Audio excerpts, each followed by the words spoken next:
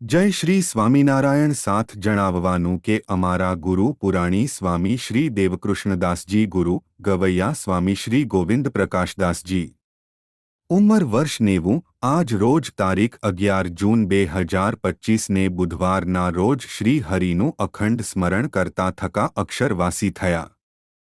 પૂજ્ય ગુરુજીનો અંતિમ સંસ્કાર વિધિ આવતીકાલે સવારે 8 કલાકે જૂનાગઢ ખાતે રાખેલ છે।